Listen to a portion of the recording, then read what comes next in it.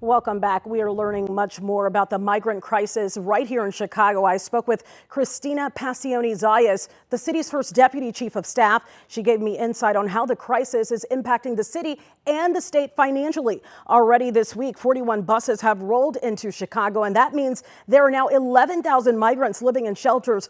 4,000 are still sleeping on police station floors and staying at the airport. Now, this is really startling. 30% of migrants here in Chicago are children.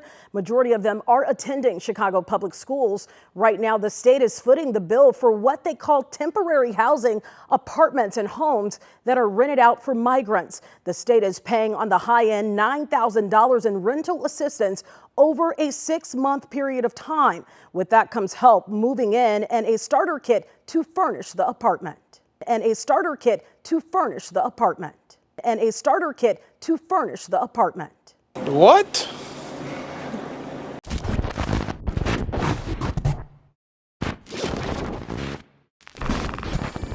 Illinois Governor J.B. Pritzker recently announced that rental assistance aid, which was already budgeted for U.S. citizens residing in Illinois, will now be diverted to assist the so-called migrants that have been bused to the state, the majority of whom are in the city of Chicago. Now, despite the actual data, many Democrats attempt to argue that illegal immigration does not hurt nor have a negative impact on Black Americans. But in this very moment, what we are witnessing here are essential programs that are desperately needed by poor Black Americans now being diverted to so-called migrants, many of which cross the border illegally. When asked if the state would consider a supplemental appropriation to cover costs for migrants, Governor J.B. Pritzker says they will continue to use taxpayer-funded programs already budgeted. Chicago has seen 15,000 non-citizen arrivals sent to Chicago after crossing the U.S. southern border. The city and state have already spent hundreds of millions to care for the migrants. On Thursday, Pritzker was asked how the state plans to keep funding available for the arrivals.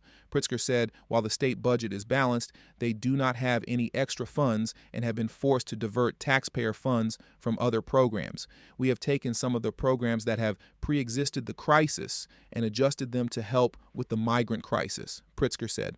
Let me give you one example, our rental assistance program. We have provided some of that rental assistance money, which wasn't originally intended to be about asylum seekers for this challenge.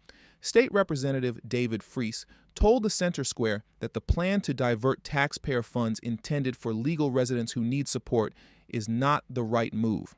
I think it's a horrible idea. We have citizens in this state that need that assistance. Obviously, that's why this program is in place, Freese said. Unfortunately, our borders are wide open. State Representative Brad Halbrook also pushed back on the use of rental assistance money to pay for the migrants and said this is a result of the state running out of options. The governor has been calling on the White House to take some action. He's begun to call on other communities in the state and has offered up some $40 million, and I'm not sure where that is coming from, Halbrook said. Chicago Mayor Brandon Johnson, who has been pushing to pass a proposed tax increase on the sale of property over $1 million to address homelessness in the city, said the state needs to provide more assistance.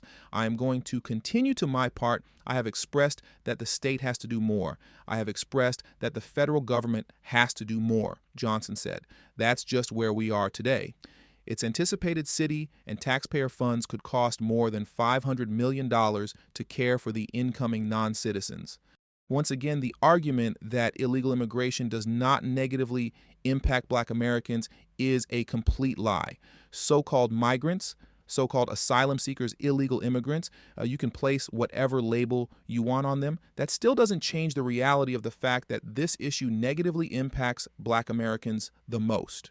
So with all that being said, that does it for today's video. So please make sure you hit the subscribe button, as well as the bell notification next to the subscribe button so you can be notified whenever I release a new video. All social media links will be pinned in the comment section below. I also have a Telegram group now, so if you have Telegram, make sure to hit the link in the description box below, as well as pin the comment section to join my Telegram group. And also, please make sure you text tdhiphop to number 33222.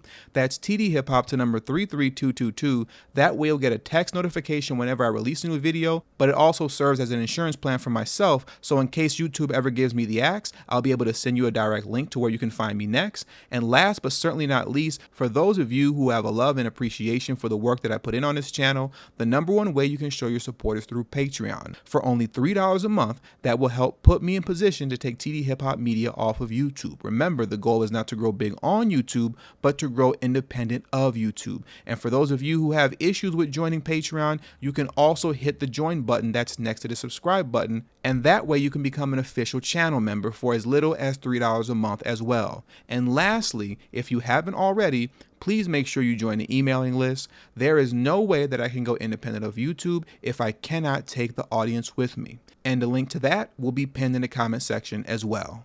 Thank you for your time, and until the next video, peace.